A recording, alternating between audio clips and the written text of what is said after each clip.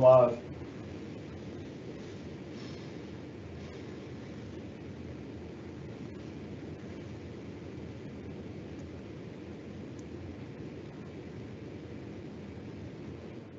Hi, everyone. Thanks for joining us. My name is Rebecca Hammonds, and I'm the TDOT Public-Private Partnerships Communications Officer. And I'm Brian Ledford, Assistant Chief Engineer of Public-Private Partnerships and Alternative Delivery. Well, some of you may have heard from us before, and hopefully we have some new, unfamiliar faces in the room. So for those of you who are new, we're really excited to have you here. And for those of you who are returning and may have seen us before, it's good to see you again. We're excited to get some updates to you about the Choice Lanes project. So we're just going to go ahead and kick things off. We're going to start with where we've been. I know we've talked about this a few times, but we have to talk about what brought us here. So Brian, tell us a little bit more about the funding paradigm that we're in. So this answers the question that we've been asked a lot of times in public interactions, and that is, why do we need to do this? Why do we need to talk about new lanes that require a user fee? And so what this slide shows is, if you imagine that the full state outline of Tennessee is the identified need, that's about $30 billion plus. So these are all projects that have been identified. They're good projects, but the problem is they're not funded. If you look at the dark blue circle, that's the I-24 Southeast corridor that we're going to talk about today. The full corridor from downtown Nashville to Murfreesboro on I-24, to widen that with 4 new lanes, is about a $5 billion project. And then the red circle represents TDOT's annual budget for programs and projects. That $1.2 billion is split about half for state of good repair, which means taking care of our pavements, our bridges, mowing our right-of-ways. The other half, about $600 million, is what's available for new projects. So you can just see from the scale of the I-24 project, it's almost impossible to envision a mega project like the I-24 corridor, given the current funding paradigm. And I should have mentioned this beforehand as a housekeeping item, so forgive me, but with this being a live stream event, everyone has been muted, and we will have time for question and answer at the end of the presentation. So you'll be able to do that via the chat portion or option on the screen. So keep track of your questions and be sure to save them, and we'll get them answered at the end. But to this point, we wanted to make sure that finding a solution to the Middle Tennessee region's congestion problem is a programmatic approach. As we talk about Choice Lanes, we talk about it as a program and not just a singular project. So we're looking at this from a way of how can we deliver a congestion solution in a long-term sense, not just for one corridor or one project. So with that, we look back to last spring when the Transportation Modernization Act was approved. That act gave the Transportation Department authority to enter into what's called public-private partnerships. In those partnerships, it's a contract that the state enters into with the private sector. It does those things you'll see there on the screen. Yeah, we love acronyms at TDOT, and so this is a DBFOM. Design, build, finance, operate, and maintain public-private partnerships. And so the private sector will do all of those things, taking significant risk off of the state and doing things like freeing up state dollars. So we say it often, but we have to spread the peanut butter of our actual funding, our fiscally constrained budget pretty thin. And this allows us to keep it between the crusts. Exactly. And it also accelerates project delivery, because you can imagine that giant section of I-24 and the amount of dollars it would take to widen that between Nashville and Murfreesboro. Given the funding paradigm we discussed, think of how long it would take us to just incrementally bite off small pieces of project. So this type of a contract structure allows us to really accelerate the delivery of that project and bring relief to Tennesseans and folks who are passing through that corridor every day. So to give us a high-level overview of what choice lanes are, they are express lanes that are 2 additional lanes of travel in both directions. They are, like we just said, designed, built, financed, operated, and maintained by the private sector, and they will be price managed lanes. And this is if you look at the picture on the right, the image to the right, that's pretty much exactly what we're talking about. That's an image that was taken in Virginia on their express lanes. And so you see to the right the 4 lanes of general purpose traffic. That's what we have now on I-24. And then to the left, you see 2 new express lanes. We call them choice lanes.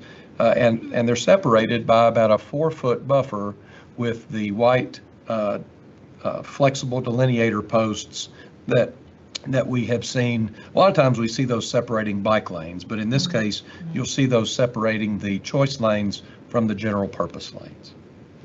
So there are several benefits that express lanes or choice lanes can bring to the public, but I want to focus on 2 here. On the left, that orange square, less traffic. We say less traffic because what this means for anyone who's in those general purpose lanes, you will see a reduction of traffic and congestion in your lanes simply because the folks who maybe were next to you have decided to get over into the choice lanes. So leaving you with more room in those free general purpose lanes.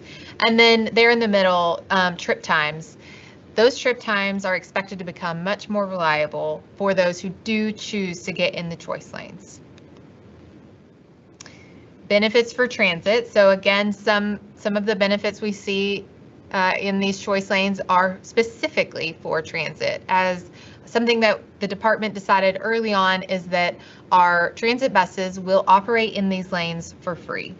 So you can see there are several benefits that doing that can bring to the general population and to our MTA, but it's something that was very important to the department. It's all about reliable trip times in the choice lanes, and reliable trip times applies to both passenger vehicles and transit buses that choose the transit buses that use the lanes. And so our Metro Transit Authority, WEGO, gets to envision some express lanes between downtown Nashville and points along the corridor, and they get to plan around really reliable trip times. Yeah. So. And with that, other states have seen success. Yeah. I mean, talk about we see Texas, but talk about Florida. Yeah. This statistic really rings, I guess, volumes, right? It speaks volumes to what this can do. 68% reduction in travel times. And they saw ridership quadruple in the first 5 years. When we have reliable routes and when buses and transit riders can know that they can rely on that route, they're going to see ridership increase. So talk about the really positive unintended consequence in Florida. I think was it Florida or Georgia? I think right. One of the routes or trips for their transit authority actually had to be completely reworked because their bus using the express lane continued to get there half an hour ahead of schedule. So it was something that they had to rework because it was too good. Right. Something we hope to see. That's a good problem to have. Exactly. So user fees. These lanes will be dynamically priced, which means that those fees will change. That's right, and it's all based on demand, and it's very logical. The only way to ensure reliable trip times is to ensure that too many people don't get in the lanes, and so dynamic pricing is all about having lower fees when demand is low, and having higher fees as demand increases, so that we can keep the lanes from breaking down, as we call it, or failing. Because if we fail to give the product that people have paid for, which is a reliable trip time, then these lanes don't work. we want to make sure they work. So the best way I can explain this is, quite frankly, from my personal perspective, as a young mom, if I know I'm running late at the end of my day, I'm probably going to be late for the daycare pickup. So I need to get there before that daycare late fee kicks in. So I say, okay, I am going to use the choice lane. Yes, I'll pay a small fee, but I'm going to get in that choice lane so that I can get there to get my kid without incurring a late fee. But my worst case scenario is I get in the choice lane and they haven't been set well enough to then make sure that traffic kept flowing. And not only did I pay a user fee, I now have to pay the late fee at the daycare. Right. So we want to make sure they work. And a lot of you have used dynamically priced express lanes in other states, and the signage is very important, and making sure that drivers have an opportunity to see the price that they're going to be charged, make a decision, either get in the lanes or not. And so the technology that times all of that is very sophisticated, and it has to work, and that's something that's super important. It's also important to remember that the user fee methodology will always be controlled by our governing board, which is the Transportation Modernization Board. And so, we will absolutely follow their lead when it comes to the pricing methodology. And always having oversight. That's right.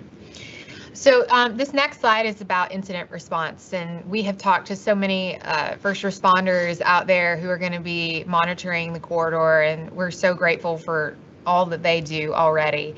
But we know that it's very important that they be able to access the lanes appropriately, that they are trained appropriately to know where those access points are and what it would look like for them to respond to incidents.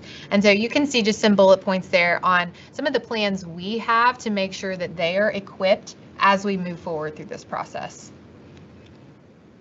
Now getting a little deeper into our actual Southeast Choice Lanes project. Sure. So the highlighted area you see on the map is what we're calling the entire facility. This is the limits of where we are performing our environmental studies. It's about 26 miles, as I said, between downtown and Murfreesboro. The southern limit starts there at 840, and the northern limit inbound gets almost to Fessler's Lane there on 2440 and gets almost to Briley Parkway on I-40 headed toward the airport. So we are still refining our design. We'll show some slides that talk about design alternatives. We have published our request for qualifications. So we will be receiving statements of qualifications from interested developer teams. Right now we have 6 teams that have expressed interest and that we believe will receive those statements of qualifications from.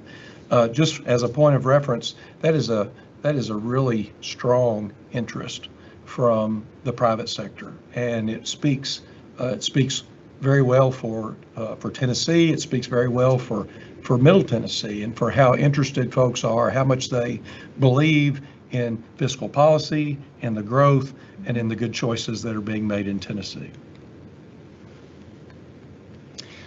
You want to talk about access points? So with our 26-mile study footprint area, recently this summer, and we'll show you a little bit more of this in the future slides, but we took what was called 2 design alternatives to the public, and that we were able to show those conceptual designs to stakeholders and all members of the public. They are also currently live on our 24 Southeast project webpage. These are access points, proposed access points within those 2 designs. So you can see, even as I go between the 2, those access points change based on the design concepts, and some of them are choice lane only, some of them are existing access. But the really important thing to know when it comes to access points along the corridor is that no general purpose access points will be taken away. If you have access somewhere at an interchange, that will not be removed. Everyone will have their current access points, but it might be maybe expanded upon. maybe changed, but there will still always be access there. That's right. And there are some, there's some access movements that they'll be new to folks. And we'll show a visualization here in a minute that will help you see how the choice lanes will be entered and how folks will exit from them. But specifically from those conceptual designs, we do know a few things as we've progressed on this timeline. We've made some decisions, which is a really good thing. We're continuing to move forward. So within the project itself, it'll be completed in likely 2 phases. The first phase being the 18 miles that you see there under a very long-term concession, which is about a 50-year contract deal. And then you can see the southern and northern limits there from Rocky Fork, Eden Springs, and then, north to about Fessler's Lane. Right, and then also included in this procurement, there will be what we're calling the southern extension. And that ties in there at Rocky Fork and goes on out to 840. The southern extension in the contract will be triggered by certain congestion and traffic triggers that will happen at a future date. So the bold area you see there is what will be built initially. The southern extension will follow when it makes the most sense. And we say all of this fully knowing that all of it, well, some of it could likely change. The process of a P3 procurement, particularly a revenue risk procurement, where the developer is taking the risk of revenues repaying their debt.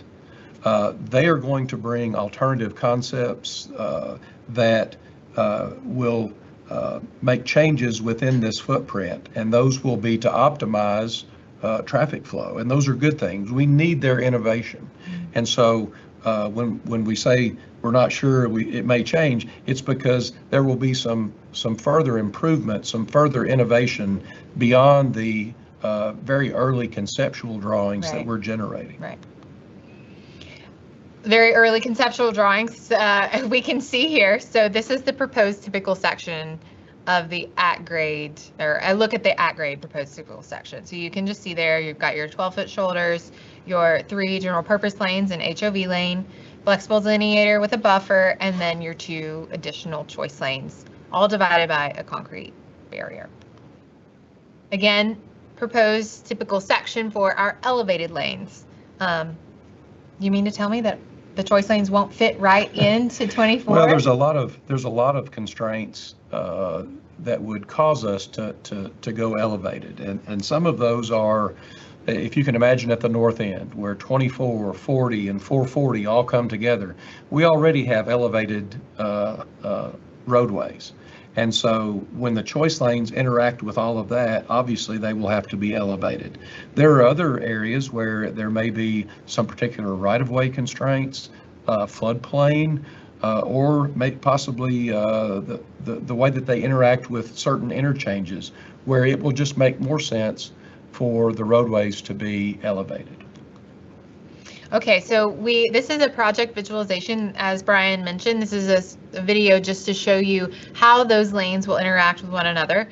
It is a little lengthier than we'd like to go through the whole process, so we will cut it a little short, but we'll at least and no, the road will not be purple. Purple is just shown for emphasis. Well, it's yeah, it's the federal. It could be purple. Hey, we'll talk to the right people, right?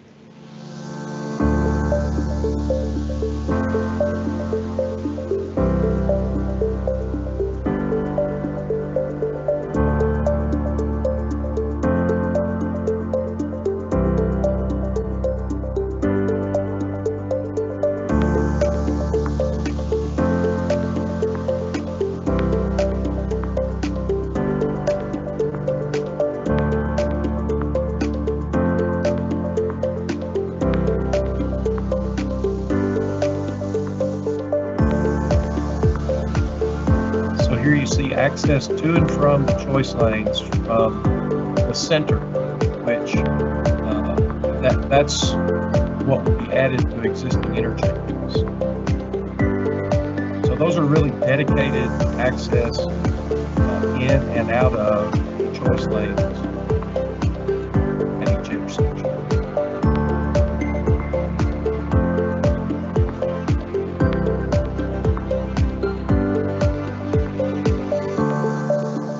Okay, I think we're going to keep moving.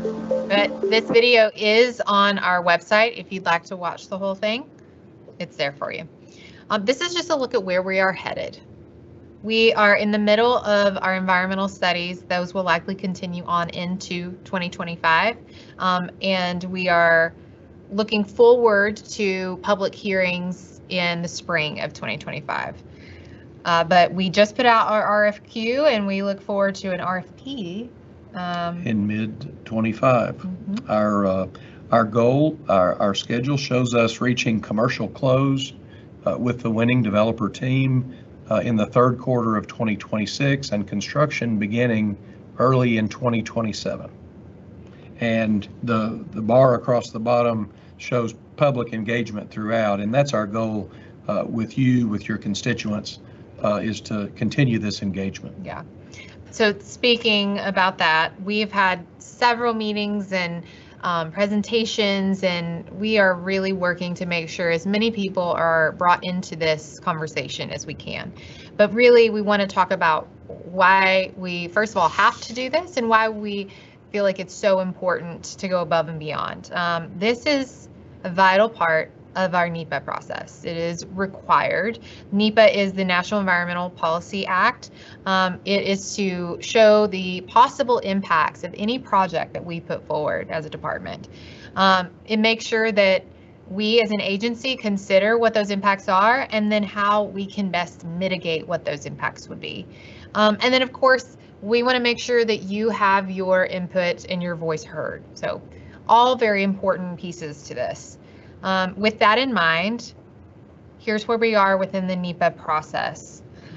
So a lot of environmental words and jargon here, but really all to say we're in the middle of it. The point is that we've done a significant amount of work on studies and on hearings and meetings, and we are drafting the NEPA document currently. And then, as Rebecca said, public hearing early next year. We hope to see all of you there. And then, reaching decision in the middle of the summer next year. So within those public hearings, we'll be able to bring a recommended preferred alternative to show the public, okay, here is the actual conceptual design that we see the agency moving forward with in this procurement process, right. Something that the developers of private entities would then build upon. So if you want to review the work that's been done, you can access that on our website. Right now. You can see the proposed alternatives that will likely be morphed into the recommended preferred alternative. You can still make comments, and we welcome that. Yeah.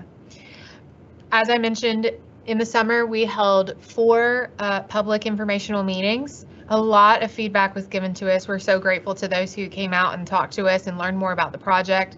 If you weren't able to attend those meetings, as he said, all of that information is on the website, and we look forward to seeing you at the public hearings in the spring. Some of the topics that we heard from community members were things like right-of-way, how will this expand transit, what's the design look like, will there be noise barriers? It ranged the gamut, but a lot of feedback. And my favorite thing about those public interactions was that in a lot of cases, folks came to the meeting with either misconceptions or frankly mistrust. And so what Rebecca and I and the rest of the team hope to do through all these public interactions is to build trust and understanding that some of the misconceptions that may be flying around out there, that we build understanding about, no, this is what's factual, and we'll be glad to be transparent and show that. And then in terms of building trust, it's just doing what we say we're going to do, speaking clearly, being transparent. And if we don't know yet, we just need to say we don't know yet. And so hopefully if you've been at those meetings, you've interacted with us, that has come across. Yeah.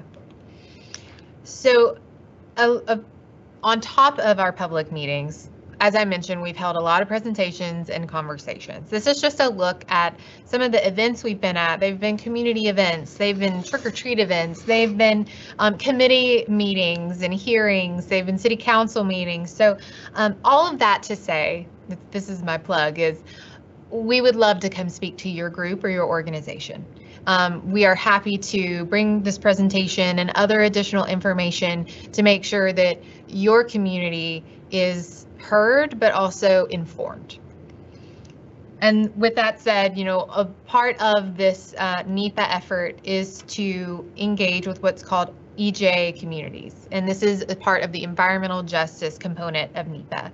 So what we have been doing is doing specific outreach with environmental justice communities. We want to make sure that certain identified communities are engaged with, and that the input we receive is then built upon to do additional mitigation for any of those impacts that we talked about. So what you see on your screen are some of the things that we've been doing, but also that flyer there, which can also be found on our website. The QR code has an EJ survey. So it's a survey specifically targeted for those communities with much more in-depth questions rather than just have you used a choice lane. There are very specific questions that we would love for you to answer.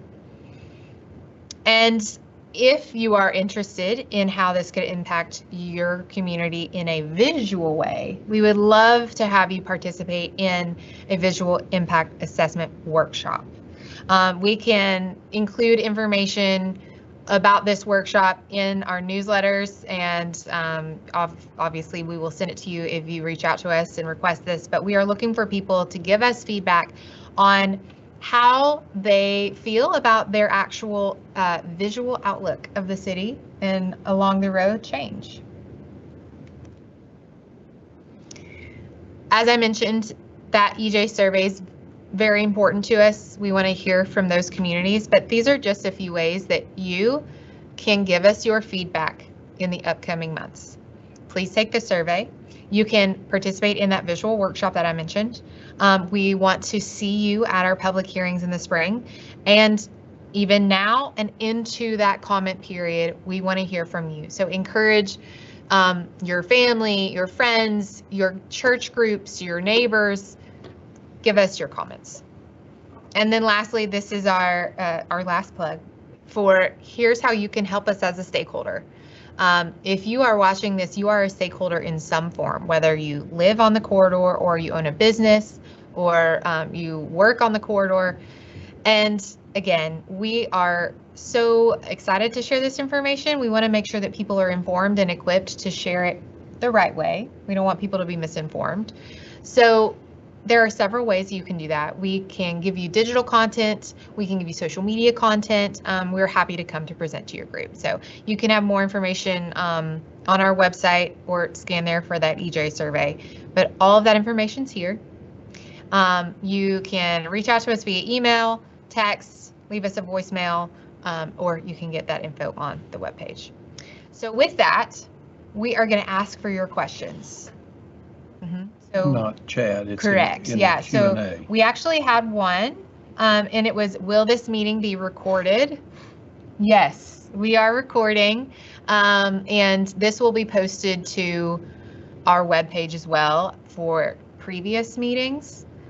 We'll make sure to have this. I think we have our other ones up there as well, so it will be there. If you made it this far in the live stream, you may not need it, but we will make sure to put it up there. So we're going to give it a second just to generate some questions. And I think you said early on that we would take questions in the chat. We actually want them in the Q&A portion. Is that correct?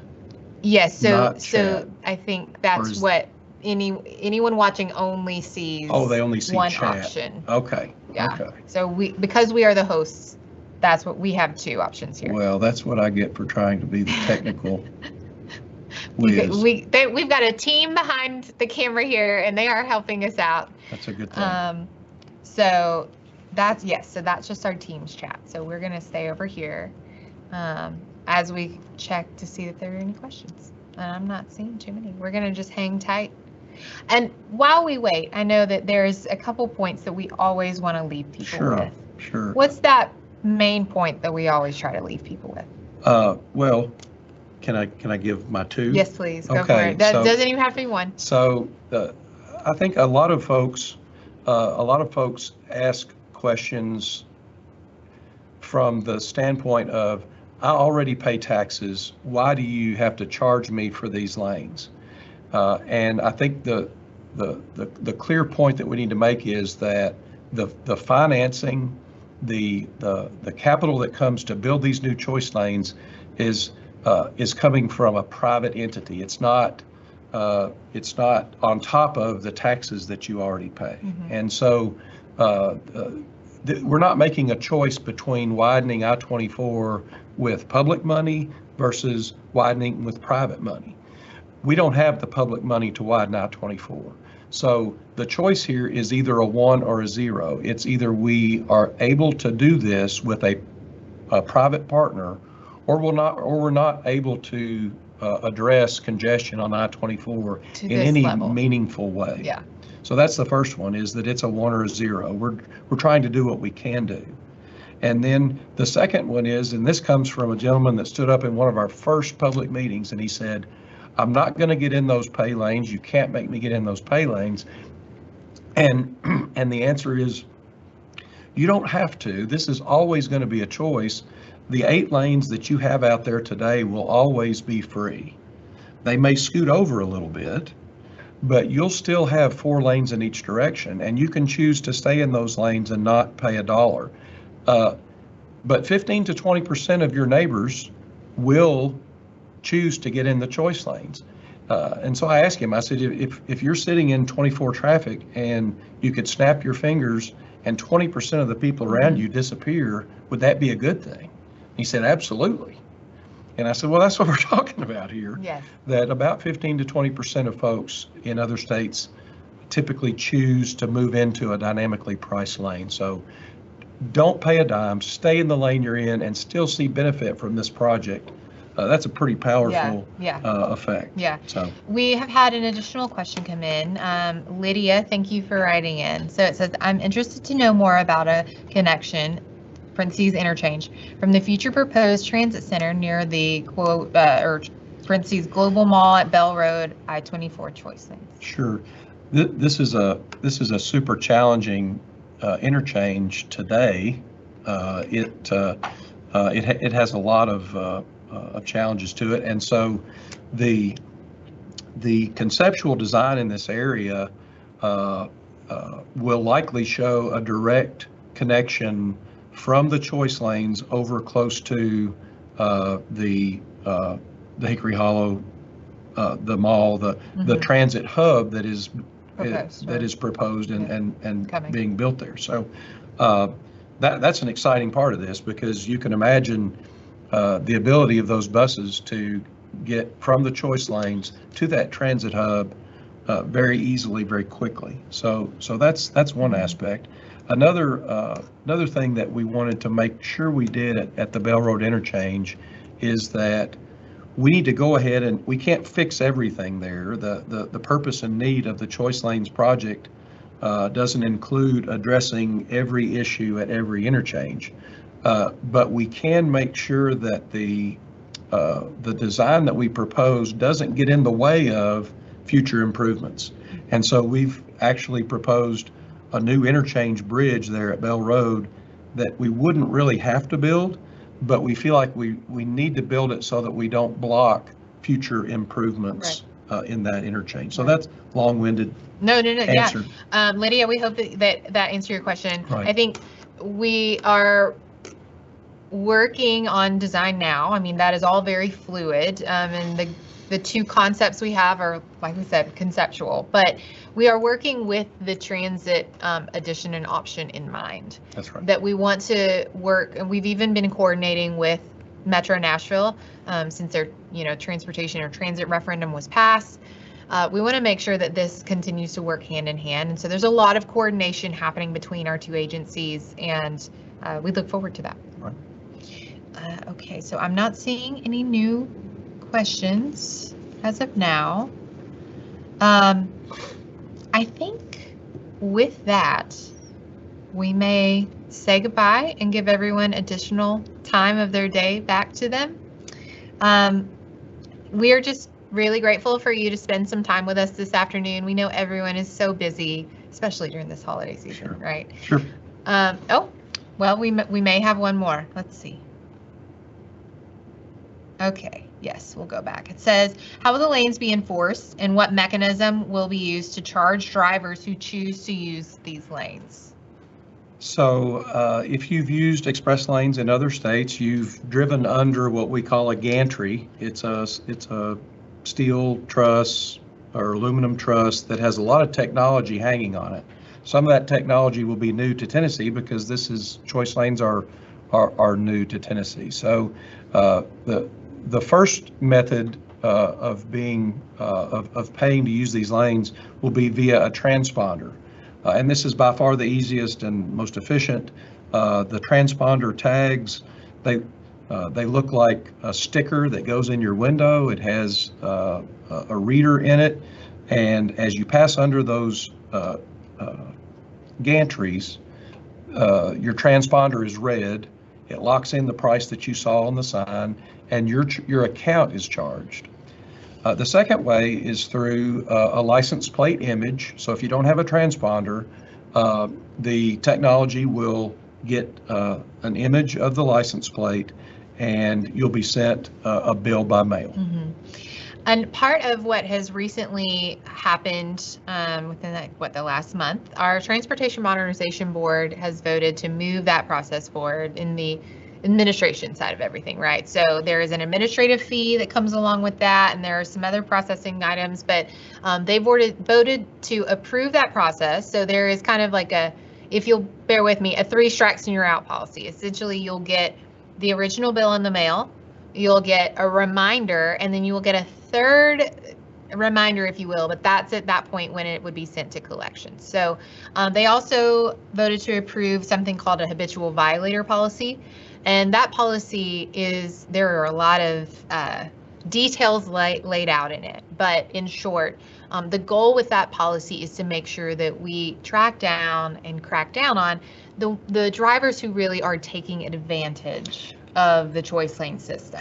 And that's what we've heard from other states, is that users of the lanes who are making the choice to use the lanes get the benefit and pay their share.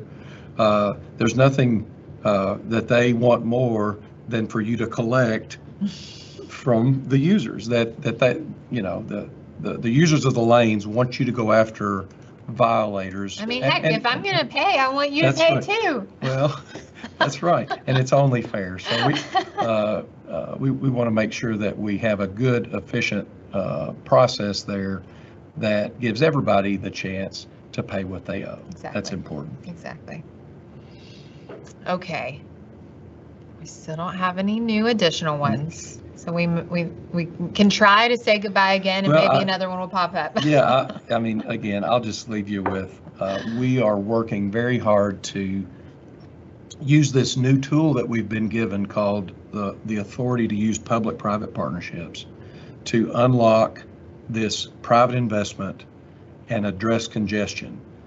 In our current funding paradigm, we don't have the ability to do these type of mega projects.